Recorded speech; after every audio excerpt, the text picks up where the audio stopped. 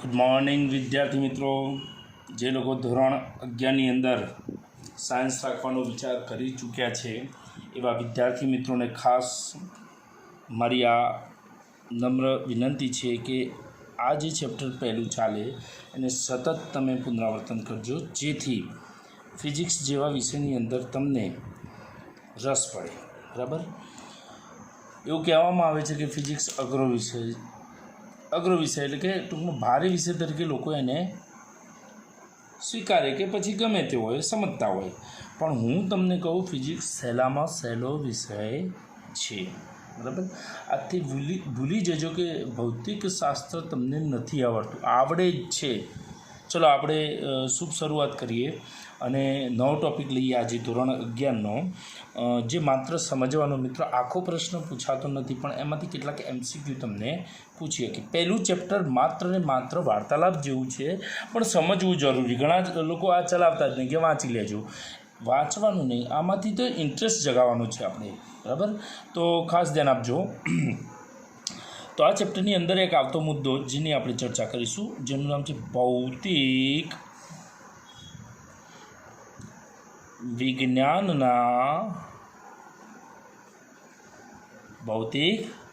વિજ્ઞાનના કાર્ય ક્ષેત્ર અને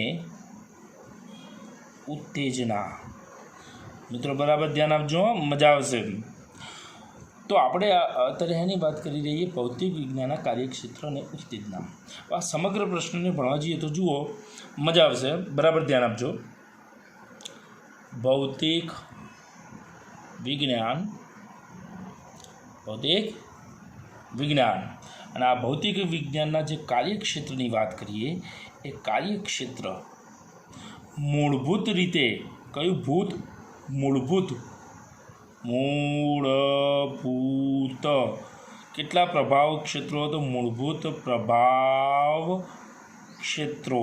અને મિત્રો જુઓ, આ આકૃતિ તમે ખાલી યાદ રાખશો, આકૃતિ ઉપરથી આખો પ્રશ્ન તમારા મગજમાં.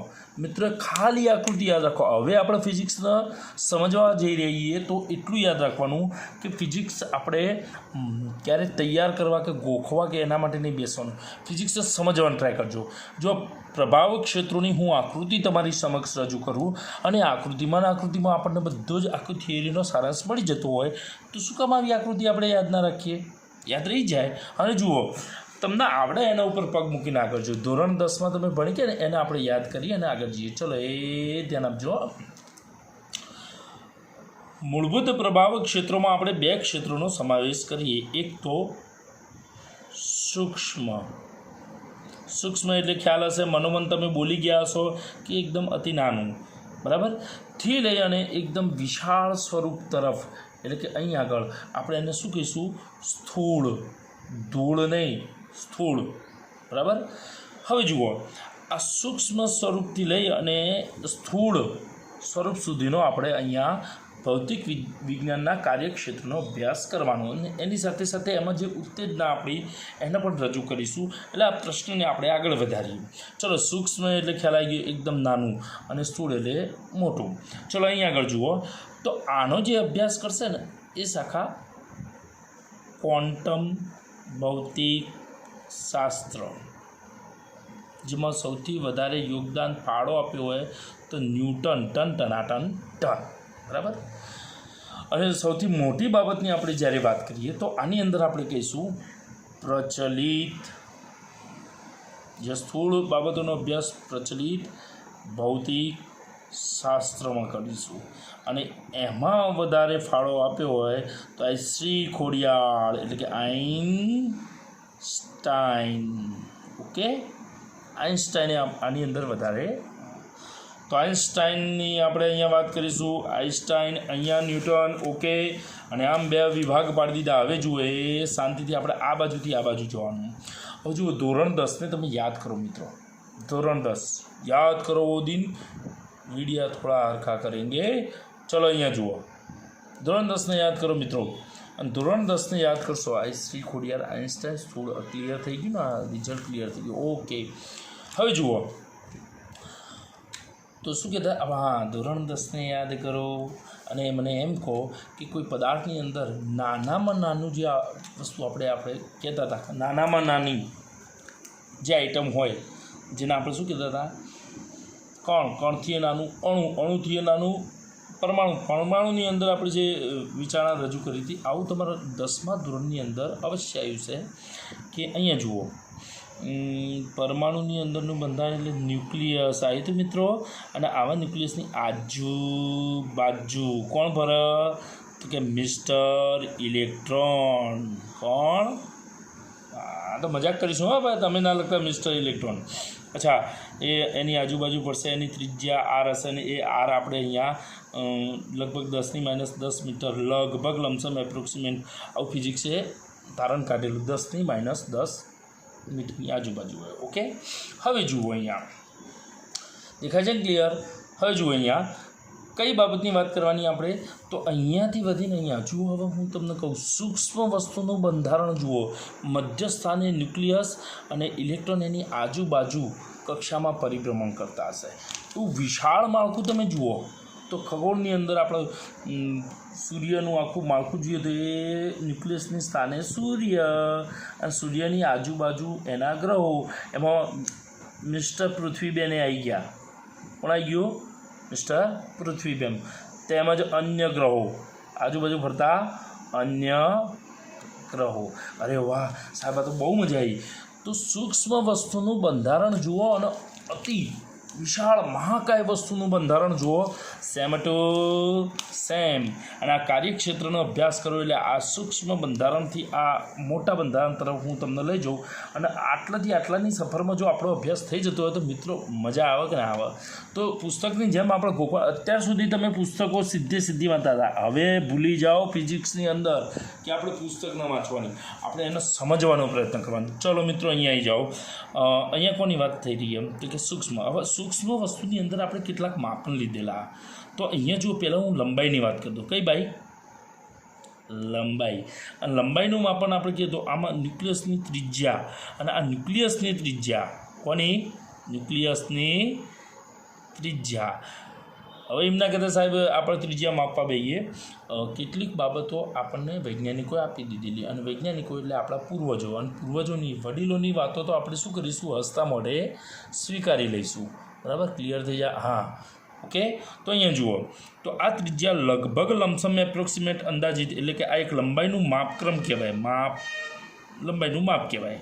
તો નાનામાં નાનું માપ કેટલું? તો આ ત્રિજ્યા 10⁻14 થી, એટલે કે અથવા 10⁻15 આટલાની આજુબાજુ ક્લિયર, આની આજુબાજુ જોવા મળે છે, જેને આપણે 10⁻14 આ ચેપ્ટર પૂરતી લઈ લઈશું મીટરમાં. બરાબર? તો હાલ ઓછામાં ઓછું માપ, તો ઓછું માપ કેટલું? લંબાઈનું ઓછામાં ઓછું માપ 10⁻14 મીટરથી અહીંયા જઈએ તો એ જ લંબાઈનું અહીંયા માપન જ્યારે કરવાનું આવ્યું ત્યારે આની અંદર વિશાળ ગ્રહો વચ્ચેનું અંતર જે લગભગ લમસમ એપ્રોક્સિમેટ વૈજ્ઞાનિકોને મળેલું લંબાઈ માટે જ અહીંયા અંતરો, ગ્રહોથી ગ્રહો વચ્ચેના અંતરો, એના વ્યાસ જે કહીએ તો એ લગભગ 10⁻26 મીટર જેટલું મળ્યું. ઓકે, એનો મતલબ કે હું અહીંયા કહી દઉં કે વધારે લંબાઈમાંથી ઓછી લંબાઈ તો લંબાઈનું માપક્રમ, આવો માપક્રમ કહેવાય છે. પેલું માપ હતું માપક્રમ, લંબાઈનો માપક્રમ, અને કેટલું થશે તો વધારે 10⁻26 ભાગ્યા ઓછું 10⁻14. અને મિત્રો તમે -14 ઉપર લઈ જાઓ તો +14, અને કેલ્સીની મદદથી જોઈ લેજો 10ની ટોટલ ઘાત કેટલી થાય તો 26માં 14 ઉમેરો, ખાલી 40. જય મહાકાલી. ઓકે, અને અંતે આપણને આ મળી ગયું. હસતા જો આવી રીતે ફિઝિક્સમાં આગળ વધવાનું થાય તો મિત્રો કેવી મજા આવે. હવે જુઓ, હું થોડાક આગળ લઈ જાઉં તો આ કઈ બાઈની વાત થઈ હતી? લંબાઈની.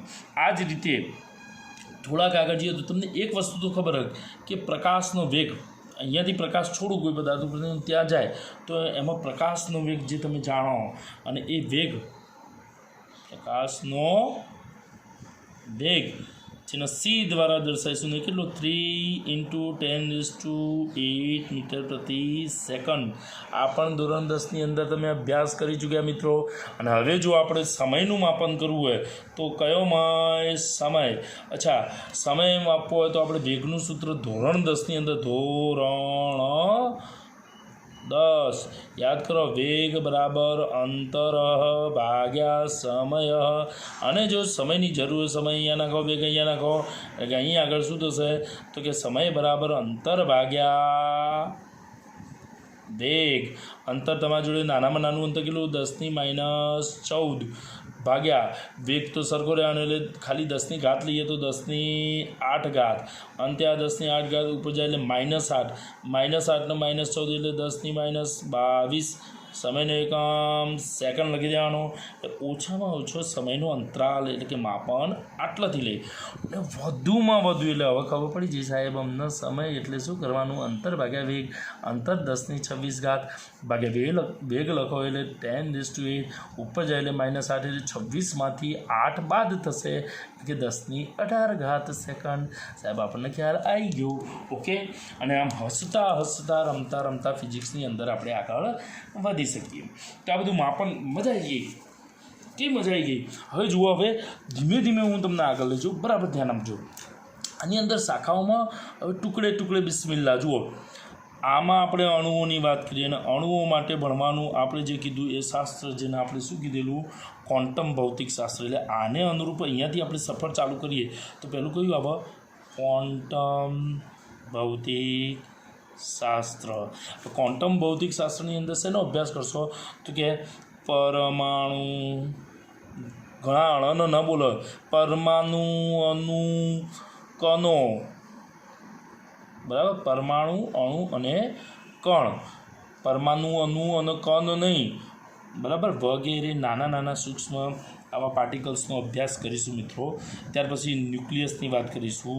એ ન્યુક્લિયસ એકલું નહીં પણ ન્યુક્લિયસનું બંધારણ, એના જે દ્રવ્ય હોય ને એ દ્રવ્યનું બંધારણ, ન્યુક્લિયસના દ્રવ્યનું બંધારણ, એની સંરચના વગેરે, કોન્ફિગરેશન કહેવાય અંગ્રેજીમાં, સંરચના. પછી ઇલેક્ટ્રોન, પ્રોટોન, ન્યુટ્રોન, ફોટોન વગેરેનો આપણે આની અંદર અભ્યાસ કરીશું. એટલું જ નહીં પણ આમની વચ્ચે થતી આંતરક્રિયાઓ, અથડામણ કહેવાય. આને શું કહેવાય, અથડામણોનો પણ અભ્યાસ આની અંદર કરવામાં આવે. ચલો મિત્રો, મજા આવી ગઈ ને. હવે આવા કણો ભેગા થશે એટલે કે માની લો કે એક કણ, બે કણ, ત્રણ કણ, ડાકણ, ડાકણ નહીં બોલતું હું, બધા આકણ કહું. અને આ બધા જ કણ, આ પહેલો કણ, આ બીજો કણ, હવે એક કણને એ કહીએ, બીજા કણને બી કહીએ, તો એ કણ, બી કણ એટલે બી કણ પેલો નહીં, એમ કરતાં કરતાં પી આવે તો પી કણ. ઓકે. આવા કણો ભેગા થઈ અને કોની રચના કરશે, પદાર્થ. અને આવા પદાર્થનો પણ અભ્યાસ કરતું ભૌતિક વિજ્ઞાનની શાખા, જેને આપણે શું કહીશું, સોલિડ સ્ટેટ ફિઝિક્સ.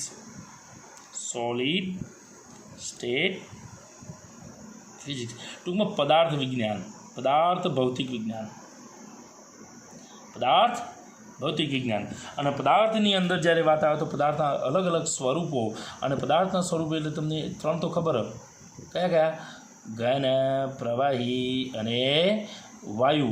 એ ઉપરાંત આપણે પ્લાઝ્મા સ્વરૂપનો અભ્યાસ કરીશું. પ્લાઝ્મા. જો મિત્રો, આપણું વિજ્ઞાન, ભૌતિક વિજ્ઞાન 7મા સ્વરૂપ સુધી પહોંચ્યું. આપણે તો આ પહેલું, બીજું, ત્રીજું અને ચોથું સ્વરૂપ મળ્યું, પ્લાઝ્મા. આ પ્લાઝ્મા સ્વરૂપ એટલે ખૂબ જ ઊંચા તાપમાને જે દ્રવ્યની અવસ્થા, એટલે કે જે દ્રવ્યની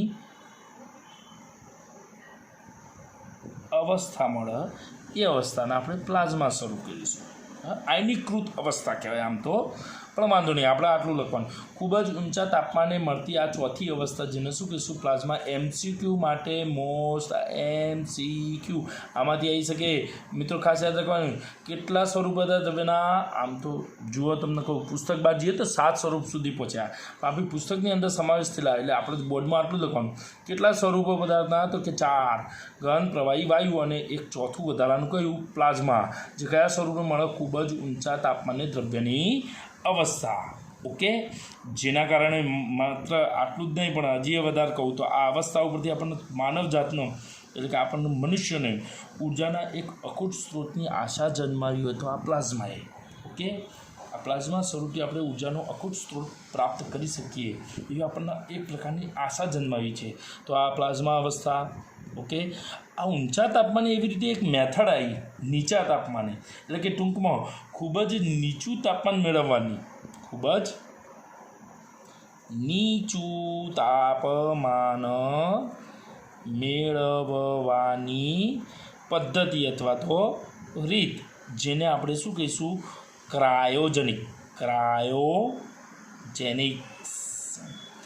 આ પણ એક MCQ છે. ઓહો, MCQ. આ પ્રશ્ન આખા નથી પૂછાતા, MCQ. ઓકે, તો મારા ખ્યાલથી મિત્રો તમને આ પણ ખ્યાલ આવી ગયો. અને આમ કરતાં કરતાં પદાર્થની આપણે વિધિવત વાત કરી. હજી આપણી સફર હમ ચલે સફર મેં આગે આગે. ચલો, અહીંયા હજી તો આગળ જવાનું હોય તો આ પદાર્થને અહીંયાથી અહીંયા ખસેડવું હોય તો શું કરવું પડે? ધક્કો મારવો પડે. શું કરવું પડે? ધક્કો મારવો. તો પછી અહીંયા ને અહીંયા રાખીને ફેરવો, એટલે કે ફેરવવું. ફેરવવા માટે આપણે ચાક ગતિ, પદાર્થ માટેની છે રોટેશનલ મોશન, અને પછી આ ધક્કો એટલે આપણે લાગતું બળ રેખીય ગતિ. આ બધો અભ્યાસ આપણે આની અંદર ફિઝિક્સમાં કરીશું. ચલો, ધક્કો મારીશું એટલે પદાર્થ અહીંયા સ્થાનાંતર કરશે. એ સ્થાનાંતરનો વેગ પ્રવેગ ઉત્પન્ન થાય, બધો જ અભ્યાસ આપણે આની અંદર કરીશું. જો અહીં આગળ આવી એક શાખા લઈશું જેને યંત્રશાસ્ત્ર. અને યંત્રશાસ્ત્રની અંદર મિકેનિઝમ, યંત્રશાસ્ત્રની અંદર બે પ્રકાર આવશે, કાઇનેમેટિક અને ડાયનેમિક્સ. એ બધું આપણે ચર્ચા ડિટેલમાં પછી કરીશું. અત્યારે હાલ તો આપણે એમ કહીશું કે ભાઈ આની અંદર આ પદાર્થ પર લાગતું બળ, બરાબર, પદાર્થની થતી ગતિના નિયમો કોણે આપેલા? ન્યૂટન. એટલે કે ન્યૂટનની ગતિના નિયમો. હું થોડુંક ફટાફટ લખીશ. પછી પદાર્થને છોડી દો તો નેચર આવે. એના માટે નાના જી એટલે ગુરુત્વ પ્રવેગ, ગુરુત્વાકર્ષણ બળ વગેરે આપણો અભ્યાસ આની અંદર કરીશું. પાછું પદાર્થનું સંતુલન વગેરેનો અભ્યાસ યંત્રશાસ્ત્રની અંદર કરીશું. મજા આવી ગઈ. ચલો, ધક્કો વાગ્યો તો પદાર્થ આગળ વધ્યો, અને આગળ વધ્યો એટલે એની સપાટીઓ વચ્ચે થતું ઘર્ષણનો અભ્યાસ પણ આપણે ફિઝિક્સમાં કરીશું. અચ્છા, એ પદાર્થ આગળ વધ્યો એટલે ઘર્ષણ એટલે માની લો કે બે હાથ તમે ઘસશો, શું થાય? તો બે હાથ ઉપર બરફ બાજી ઠંડા થઈ જાય. ના, બંને હાથ ગરમ થશે એટલે કે ઘર્ષણને લીધે કંઈક ઉષ્મા ઉત્પન્ન થશે, એટલે કે ઉર્જા ઉત્પન્ન થાય એટલે આનું તાપમાન બદલાય. તાપમાન આધારિત આપણે એક વાત કરીશું. એ શાખા કઈ થશે? થર્મોડાયનેમિક્સ. આ પુસ્તકમાં બધું જોવા મળી રહેશે. થર્મોડાયનેમિક્સમાં પદાર્થના તાપમાનનો અભ્યાસ કરવામાં આવે. ત્યાર પછી કેમિસ્ટ્રીની અંદર જશો ત્યારે આ પદાર્થને અનુલક્ષીને એન્ટ્રોપી આ શબ્દ ત્યાં આવશે. પદાર્થની આંતરિક ઉર્જા, પદાર્થની અંદર કાર્યમાંથી ઉર્જામાંથી કાર્યમાં જે રૂપાંતરણ થશે એ બધી બાબતો આપણે આની અંદર. પદાર્થનું તાપમાન વધશે. પદાર્થ એક ઠંડો પદાર્થ લઈએ અને ગરમ પદાર્થ લઈએ તો એક પદાર્થમાંથી બીજા પદાર્થમાં ઉષ્માનું શું કરશે? વિનિમય. એનો અભ્યાસ પણ આપણે આની અંદર કરીશું. હંમેશા એટલું યાદ રાખવાનું કે ઉર્જા ઊંચા તાપમાનથી, કેવા તાપમાનથી? ઊંચા તાપમાનથી કયા તાપમાન તરફ? નીચા તાપમાન તરફ હંમેશા ઉર્જાનો વિનિમય થાય છે. ઊંચા તાપમાનથી કયા તાપમાન? આ બધી જ બાબતનો અભ્યાસ આપણે ડિટેલમાં મિત્રો ટોટલી ડિટેલમાં અભ્યાસ કરીશું. ક્યારે? જ્યારે આની અંદર ફિઝિક્સમાં ઊંડાણમાં જઈશું ત્યારે. અત્યારે હાલ તો આટલું આપણે આટલામાં આનંદ લઈ લો અત્યારે હાલ, બરાબર? તમને ઈચ્છા તો સાહેબ હજી વધારે ભણાવો, હાલ બધું ખાઈ ના લેવાય. ધીરે ધીરે આપણે આગળ વધી રહ્યા છીએ. અને હવે જુઓ, આટલું થયા પછી આપણે કહીશું સાહેબ પદાર્થ ગરમ થયો તો એમાંથી ગરમ થાય એટલે એમાંથી કોઈ પણ વસ્તુને બહુ અતિશય આપણે જોયું છે ફેક્ટરીઓમાં લોખંડ ગરમ થાય એટલે એકદમ ધગધગતું લોખંડ, જેમાં શું થશે? લાલ રંગનું ધગધગતું, એમાંથી પ્રકાશના કિરણો બહાર આવે. ખ્યાલ આવ્યો? બીજું, ઉર્જાને અનુલક્ષીને કયો વર? પાવર. તો જોજો પહેલાં પાવરની ચર્ચા કરી દઉં. અહીંયા નહીં, આ પાવર. તો પાવરને અનુલક્ષીને આપણે કહીએ તો વિદ્યુતની વાત આવી, અને વિદ્યુત વત્તા ચુંબક બેનો અભ્યાસ કરતી આપણે એક શાખા બનાવી જેને શું કહીશું? ઇલેક્ટ્રોડાયનેમિક્સ. ગુજરાતીમાં આપણે ઇલેક્ટ્રોડાયનેમિક્સ. આ ઇલેક્ટ્રોડાયનેમિક્સ જોતા શકે નહીં. પહેલાં આપણે વિદ્યુત વર્ષો પહેલાં વિદ્યુત અલગથી ભણતા હતા, ચુંબક અલગથી ભણતા હતા. એટલે આ વિદ્યુતભાઈ અને આ ચુંબક બેન, આ વિદ્યુતભાઈ, આ ચુંબક બેન, અને આ બંનેને ભેગા જોડ્યા એટલે લગ્ન ગ્રંથિથી જોડ્યા. આ મજાક કરું હા, પાછું આવું ચોપડી ના લગતા, આ મજાકમાં તૈયાર કરીએ. એટલે અમુક વસ્તુ હોય ને એ હું માત્ર મજાકમાં લઉં ભાઈ ઈંડા લખા. તો અમારા સાહેબ તો વિદ્યુતભાઈ કહેતા હતા, ચુંબક બેન કહેતા, જરાય નહીં. હવે જુઓ અહીંયા તો આ વિદ્યુત અને ચુંબક બંનેને ભેગી એટલે કે ટૂંકમાં બંનેનો ભેગો અભ્યાસ કરતી શાખા, એટલે કે આ બંનેનો ભેગો અભ્યાસ કરતી, દેખાયા, ભેગો અભ્યાસ કરતી શાખા બનાવી, જેને શું કીધું, ઇલેક્ટ્રો. હવે આ અભ્યાસ ભેગો કરતી શાખા જે બનાવી એ વૈજ્ઞાનિકો કોઈક ધંધા લાગ્યા છે ને તાણ મળીને, તો કે આ શાખાનું જે નિર્માણ કર્યું એમાં યોગદાન સૌથી વધારે કોણનું હતું, તો કે એના માટે જુઓ એક સેન્ટેન્સ યાદ રાખો, યોગદાન મળી જશે. ઓ કુંવારી મેડમ એકવાર ફેરા લો. ઓ કુંવારી મેડમ એકવાર ફેરા લો.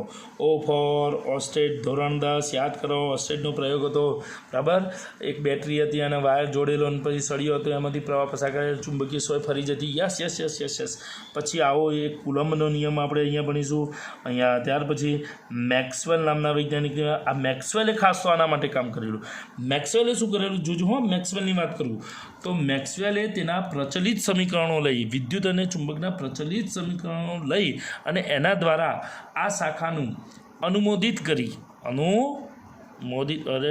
ગુજરાતીમાં અનુમોદિત કરતાં આપણે અંગ્રેજી શબ્દ કહીએ, આપણે નહીં કહેતા એપ્રોવ્ડ કહીએ ખોટો. એટલે કે ટૂંકમાં આના વિદ્યુત અને ચુંબકના સમીકરણો લઈ અને એનું વિકલિત સ્વરૂપથી વિદ્યુત અને ચુંબકને ભેગા કર્યા, અને એમાં એને પ્રકાશનો વેગ અને વિદ્યુત ચુંબકીય તરંગનો વેગ બંને સમાન જોવા મળ્યો. જે આ પ્રકાશનો 3×10⁸ કરતા ને એની જગ્યાએ એને માપે ને ત્યારે આમાં આ વિદ્યુત ચુંબકીય તરંગ માટે પ્રકાશના વેગ જેટલો જ વેગ મળ્યો. 2.99માંથી 7 જાય તો 92×10⁸ મીટર પ્રતિ સેકન્ડ, એટલે લગભગ લમસમ એપ્રોક્સિમેટ 3×10⁸ મીટર પ્રતિ સેકન્ડ. એટલે આપણને વિદ્યુત ચુંબકીય તરંગનો જે વેગ મળ્યો એ પ્રકાશના વેગ જેટલો મળ્યો, અને માટે ત્યાંથી પુરવાર થયું કે પ્રકાશ એ વિદ્યુત ચુંબકીય તરંગોનો બનેલો છે. ત્યાર પછી અહીંયા કહીએ તો મિત્રો અહીંયા આગળ જઈએ, એ ફોર એમ્પિયર, ક્લિયર. ત્યાર પછી કહીએ તો ફ એટલે ફેરાડે, આ બધા વૈજ્ઞાનિકો. રા ફોર રાઉલેન્ડ, અને લો ફોર લોરેન્ટસ નહીં, લોરેન્ટ્સ. ઓકે, તો આ બધા ટૂંકમાં વિદ્યુત ચુંબકીય શાખા માટે આ બધું. પછી એમાં તો વીજભાર, ચુંબકીય પદાર્થો, વિદ્યુત ભારિત પદાર્થો, સુવાહક, અવાહક ને એ બધો અભ્યાસ આપણે આની અંદર કરીશું. મિત્રો મજા આવી ગઈ, ખૂબ જ મજા આવી ગઈ. તો આમ કરતાં આપણે આટલે સુધી આવી ગયા. ચલો, આ પદાર્થ ગરમ થયો તો એની અંદરથી કંઈક પ્રકાશ બહાર આવ્યો, એટલે કે પ્રકાશને અનુલક્ષીને પ્રકાશ માટેનું શાસ્ત્ર, એટલે કે આપણે શું કહીશું, પ્રકાશ શાસ્ત્ર. આ પણ ફિઝિક્સની અંદરનો ભાગ, અને એમાં પ્રકાશીય ઘટનાઓ, એમાં પાછું આપણે કાર્ય પદ્ધતિ જોઈશું. કોની? તો કે માઇક્રોસ્કોપ, ટેલિસ્કોપ. બરાબર, માઇક્રોસ્કોપ કેવો વપરાય, ટેલિસ્કોપ. માઇક્રો એટલે સૂક્ષ્મ વસ્તુ, સ્કોપ એટલે જોવું, સૂક્ષ્મ વસ્તુને જોવા માટે માઇક્રોસ્કોપ.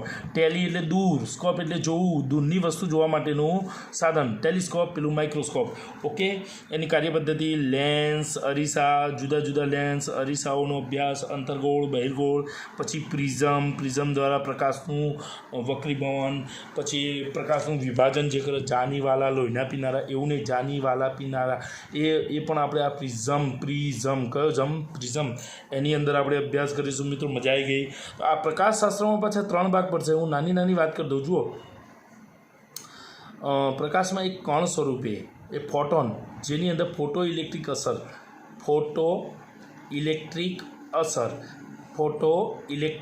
અસર, આ બધું નોંધજો. હા મિત્રો, તમે જોડે બુક લઈને આપણા શબ્દો ને એ બધા તમારી નોટમાં લખજો. અને હવે જુઓ, કણ સ્વરૂપ હશે પદાર્થ, પ્રકાશ કયા સ્વરૂપે? કણ સ્વરૂપે એટલે કે અહીંયા પ્રકાશ કણ સ્વરૂપે હશે ત્યારે આપણે ફોટો ઇલેક્ટ્રિક અસરની વાત કરીશું. પ્રકાશ તરંગ સ્વરૂપે જશે એટલે તરંગ સ્વરૂપે જ્યારે વાત કરીએ ત્યાં આગળ પાછા સિદ્ધાંતો આવશે. આઇગેન્સનો સિદ્ધાંત, પછી બ્રુસ્ટરનો નિયમ, પછી પ્રકાશનું પરાવર્તન, વક્રીભવન, પછી એનું આપણે કહીએ તો પ્રકાશ જે વિચલિત થાય એની વાત કરીશું એટલે કે પરાવર્તન, વક્રીભવન, ધ્રુવીભવન વગેરે જેવી ઘટનાઓનો આપણે અહીંયા અભ્યાસ કરીશું. પ્રકાશ તરંગ સ્વરૂપે લે અને કિરણ સ્વરૂપે તો આપણે આ ચર્ચા કરીએ વક્રીભવન, પરાવર્તન વગેરે વગેરે અભ્યાસ કર્યો. આની અંદર લેટરલ શિફ્ટ આવતું હતું, મૃગજળના આવું બધું આવતું હતું, એ બધો અભ્યાસ થશે. ઓકે સાહેબ અમને આવડવા માંડ્યું. ચલો ત્યાર પછી એમ કરતાં કરતાં આ પ્રકાશ અહીંયાથી તરંગ સ્વરૂપે ગઈ અને પછી કયો પહોંચો સમગ્ર વિશ્વ અને વિશ્વનો અભ્યાસ કરતી શાખા એટલે છેલ્લે ખગોળ શાસ્ત્ર. આ ફિઝિક્સની બધી શાખાઓ, આ બધું ફિઝિક્સ અને માટે જ તો હું કહું કે ફિઝિક્સ સવારે ઉઠો ત્યાંથી ચાલુ થાય તો છે ક્યાં સુધી? બીજા દિવસે ઉઠો ત્યાં સુધી. બરાબર? 24 કલાક 24/7 સતત તમારી આજુબાજુ ફરતું આ ફિઝિક્સ અને ભણવાની મજા આવે કે ના આવે? તો મજા લઈ લઈએ ને. ખગોળની અંદર અવકાશીય પદાર્થો, તારા, ચંદ્ર, પૃથ્વી બધાનો અભ્યાસ આમાં આવી જાય બધો. અને અવકાશીય પદાર્થોનો અભ્યાસ આપણે આની અંદર કરીશું. બીજું કહીએ તો આની અંદર જે તારા વિશ્વો એટલે કે તમારા વિશ્વો નહીં, તારા વિશ્વો, પછી આખું સૂર્ય અને એનું ગ્રહમંડળ સમગ્ર અભ્યાસ આપણે આની અંદર કરીશું. આમાં બધા અલગ અલગ વૈજ્ઞાનિકોની વાત આવશે. આની ચર્ચા આપણે ડિટેલમાં ગુરુત્વાકર્ષણનું ચેપ્ટર હશે એમાં કરીશું. અને મિત્રો કેટલી સરસ મજાની વાર્તા પૂરી થઈ ગઈ અને આમાં આખો પ્રશ્ન તમારા મગજમાં 1-2 વખત વિડીયો જોશો, ગેરંટી આપણી કે આ વસ્તુ તમારા મગજમાં આવી જશે. મિત્રો ખાસ બીજી એક વસ્તુ કહું, MCQ માટે આ બધી કેટલીક કિંમતો એ અલગથી કાઢી અને લખજો. બરાબર? આ બધી કિંમતો તમારા માટે આ સમયની, લંબાઈની આ બધી તૈયાર કરજો મિત્રો. એ MCQની અંદર પૂછાયું. બીજું પ્લાઝમા સ્વરૂપવાળું આ ખૂબ જ ઊંચા તાપમાને માનવજાતને એક નવા પ્રકારના અખૂટ ઉર્જા સ્ત્રોતને પૂરું પાડતી એવી આ અવસ્થા પ્લાઝમા અવસ્થા, ખૂબ જ નીચું તાપમાન મેળવવાની રીત જેને આપણે ક્રાયોજેનિક મેથડ એક મળે ને આપણને નીચું તાપમાન મેળવવા માટેની, તો એને ક્રાયોજેનિક કહીશું. આ બધા MCQમાં પૂછાય, આ મૂલ્યો MCQમાં પૂછાય. મિત્રો ટૂંકમાં એકદમ શાંતિથી તમે આ વિડીયોને 1-2 વખત રિપીટ કરશો, ગેરંટી કે આ વસ્તુ તમારા મગજની અંદર બેસી જશે. આવું કોઈ પણ જગ્યાએ તમને જોવા નહીં મળે. આપણે સફર જ કરી. જુઓ, કણો ભેગા થઈને પદાર્થ બનાવ્યા એટલે પદાર્થની અંદર કણો માટેનું ક્વોન્ટમ ફિઝિક્સ હતું, એ પદાર્થ બન્યા. એટલે કણો ભેગા થઈને પદાર્થ બનાવ્યા એટલે પદાર્થનું ફિઝિક્સ. પદાર્થનો ધક્કો માર્યો એટલે યંત્રશાસ્ત્ર ચાલુ થયું. એટલે કે ટૂંકમાં ધક્કો માર્યો એટલે એક યાંત્રિક પ્રક્રિયા એટલે કે ટૂંકમાં યંત્રશાસ્ત્ર ચાલુ થયું. એમાં રેખીય ગતિ, ચાક ગતિ વગેરે અભ્યાસ આપણે કહીએ. પછી અહીંયાથી ધક્કો મારી અને આપણે આગળ લઈ જઈએ એટલે કે ઘર્ષણ થશે. ઘર્ષણના લીધે ઉષ્મા ઉર્જા ઉત્પન્ન થશે. એકમ સમયમાં ઉત્પન્ન થતી ઉષ્મા ઉર્જા એટલે એને પાવર કહીએ. પાવરને અનુલક્ષીને વિદ્યુત ચુંબકીય એટલે કે ટૂંકમાં વિદ્યુત ચુંબકીય શાખાનો સંપૂર્ણ અભ્યાસ કરતી એક આપણે આખી વિદ્યુત વત્તા ચુંબકવાળી શાખા બનાવી, ઇલેક્ટ્રોડાયનેમિક્સ. એની અંદર આપણે થોડીક ચર્ચા કરી નાખીએ અને ત્યાર પછી પાછા અહીંયા આવી ગયા. પછી અહીંયા કીધું કે આ જે પદાર્થને તમે ધક્કો મારશો ત્યારે અહીંયા ઘર્ષણને પ્રકાશ આપણો પદાર્થ ગરમ થશે, એમાંથી પ્રકાશ ઉત્પન્ન થશે એટલે પ્રકાશશાસ્ત્રની વાત કરી. ઉષ્મા ઉત્પન્ન થશે એટલે થર્મોડાયનેમિક શાસ્ત્રની વાત કરી. ત્યાર પછી આમાંથી તરંગ ઉત્પન્ન થશે એટલે પ્રકાશનું તરંગ સ્વરૂપ પણ આની અંદર આવી ગયું. ત્યાર પછી અહીંયાથી કહીએ તો તરંગ સ્વરૂપે આ જે પ્રકાશ હશે એ અહીંયાથી સૂર્યમંડળની અંદર જશે એટલે ખગોળશાસ્ત્રનો અભ્યાસ કરીશું. આમ જુઓ ફટાફટ કહીએ તો પહેલાં ક્વોન્ટમ ફિઝિક્સ, પછી પદાર્થનું એટલે કે પદાર્થ ભૌતિકશાસ્ત્ર, સોલિડ સ્ટેટ ઓફ ફિઝિક્સ. અને ત્યાર પછી થોડાક આગળ જઈએ એટલે પદાર્થની અંદર ઘર્ષણ ઉત્પન્ન, ત્યાર પછી ઉર્જા ઉત્પન્ન થઈ, ઉર્જાને લીધે થર્મોડાયનેમિક્સ. ત્યાર પછી કહીએ તો ઉર્જાને લીધે પાવર મળતો હોય એટલે વિદ્યુત ચુંબકીય, એનો ભેગો અભ્યાસ કરતી શાખા ઇલેક્ટ્રોડાયનેમિક્સ. ત્યાર પછી અહીંયા કહીએ તો પ્રકાશ ઉત્પન્ન થયો એટલે કે પ્રકાશને અનુલક્ષીને પ્રકાશશાસ્ત્રની વાત કરવામાં આવશે. ત્યાર પછી આગળ જઈએ તો આ પ્રકાશ તરંગ સ્વરૂપે અહીંયા પૃથ્વી પર ખગોળશાસ્ત્ર આમ નામ આખું યાદ રહી જાય. મિત્રો ખાસ તમારી આજુબાજુ ધોરણ 10માં ભણતા વિદ્યાર્થીઓ, તમારા મિત્રો વગેરેને તમે આ વિડીયો આપજો. કારણ આ એક સેવાનું કામ છે, બરાબર. અને એમને સબસ્ક્રાઈબ કરવાનું કહેજો, જેથી તમારા મિત્રો એટલે કે પાડોશી અથવા તો તમારા સગા સંબંધી જે પણ હોય એમને આ ધોરણ 11માં જવાનું હોય અને એમને આ ભૌતિકશાસ્ત્રનો લાભ લેવાનો હોય એવા મિત્રો, આમાં સ્વાર્થ નહીં રાખો. દરેક મિત્રોને તમારા ગ્રુપમાં આ વિડીયો મોકલી દો, દરેકને મદદરૂપ થાવ અને સબસ્ક્રાઈબ કરવાનું કહો કે જેથી નવા વિડીયો એમને મળી રહે. મને વિશ્વાસ છે કે આ વિડીયો તમે તમારા મેક્સિમમ મિત્રોને ફોરવર્ડ કરશો અને એમને કહેશો કે આ યુટ્યુબ ચેનલ સબસ્ક્રાઈબ કરવા જેવી છે, મજા આવે ભણવાની. ફિઝિક્સ એટલે એકદમ ઇઝી. Okay, by. જય હિન્દ, જય ભારત. ફરી મળીએ આપણે.